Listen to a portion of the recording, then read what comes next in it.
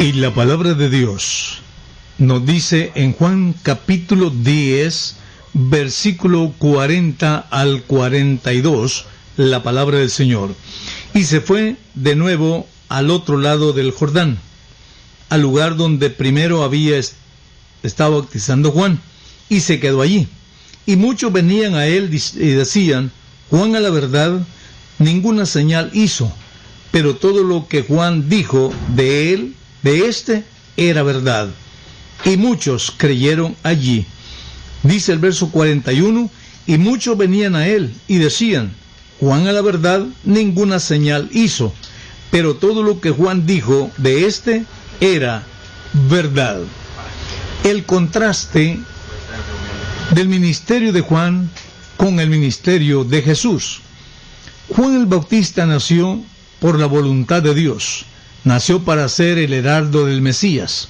Nació en tiempos difíciles, de un matrimonio donde todo era ya difícil de procrear familia.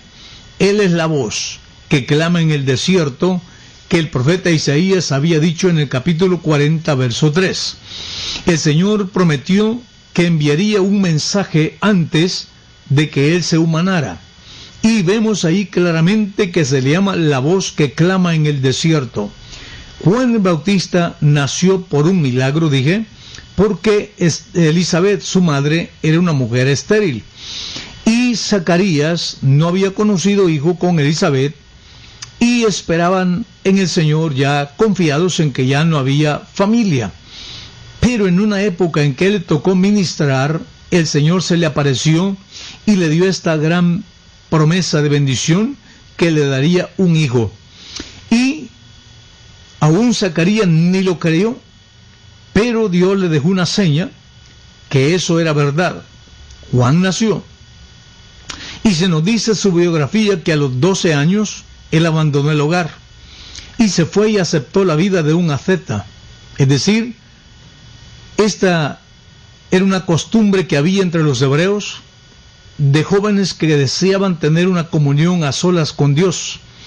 Dejaban sus bienes, sus familias, se iban al campo y allí buscaban a Dios en oración.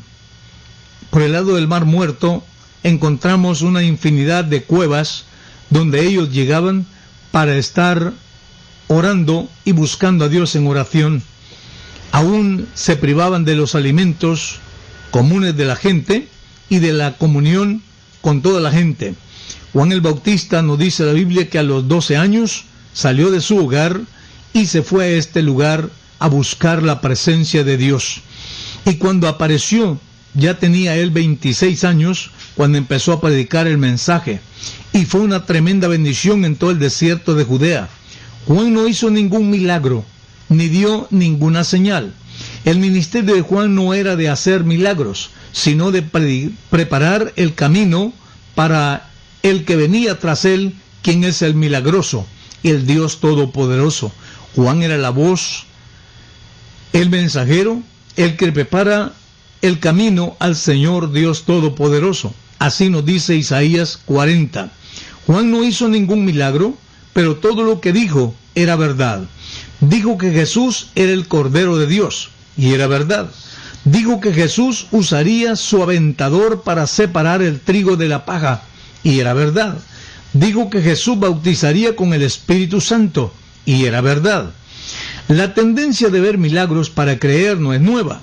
Cuando Jesús se presentó ante el pueblo, sanando ciegos, cojos, leprosos, paralíticos y levantando aún muertos, la gente de inmediato hizo una comparación y empezaron a ver de menos a Juan, el profeta, porque ahora ellos están viendo milagros, no solamente palabras.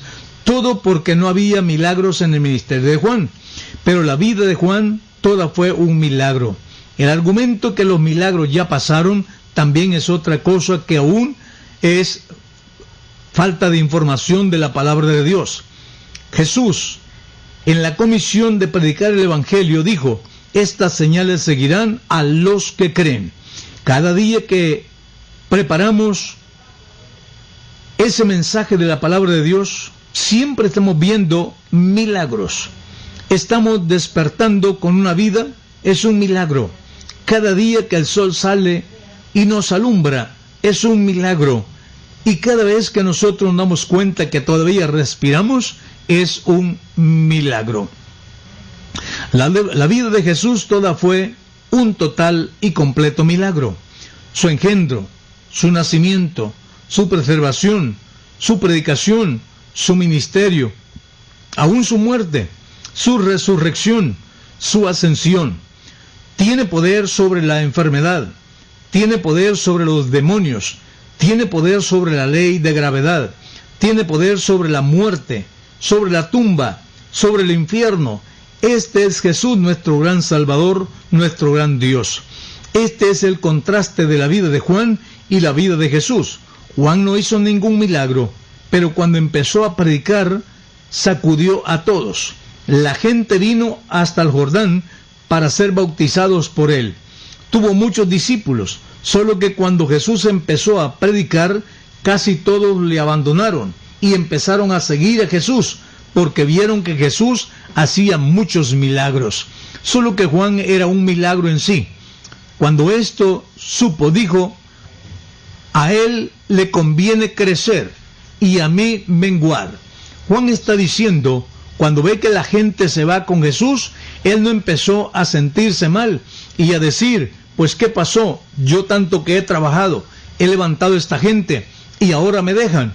No, él reconoció que el dueño de la obra era el Señor Jesús que viene tras él. Y él dice: a él le conviene crecer y a mí menguar. De verdad, no hizo ningún milagro, pero todo lo que dijo de Jesús, todo era verdad. Esta es nuestra tarea hoy día. No nos hemos de preocupar porque no podemos hacer milagros. Lo importante es que cuando hablamos de Jesús, digamos toda la verdad de quién es Él. No es simplemente el Hijo de María, no es simplemente el Hijo de Dios. Jesús es el Dios Todopoderoso humanado, es nuestro Salvador, el único y verdadero Dios, en quien tenemos toda nuestra confianza. Y es por eso que cuando invocamos su nombre, en el momento del bautismo, sí hay remisión de pecados. ¿Por qué? Porque ese es el milagro maravilloso que tiene su nombre. Y aún los demonios conocen el poder que tiene el nombre de Jesús. Por eso es que muchas personas que están siendo movidas por los mismos demonios evitan ser bautizados en el nombre de Jesús. ¿Por qué razón? Porque los demonios mismos los hacen enfurecerse contra el nombre y empiezan a dar cosas contra ese nombre maravilloso. Pero a pesar de todo eso, el nombre de Jesús continúa con todo el poder. Por eso, amigo mío, si solo esperas ver milagros para creer, aquí está Jesucristo resucitado, el verdadero milagro, el todopoderoso. Tú necesitas un Jesús real y actual, no un Jesús histórico. La necesidad que tienes hoy es también importante, que un Dios de hoy te sane, te libere, te libre, y esa es la respuesta. Jesús tiene la respuesta para tu situación. Tú no necesitas un Jesús del futuro ni del pasado, sino un Jesús del presente, y este es el Dios a quien te predico. Jesús es el nombre de nuestro gran Dios.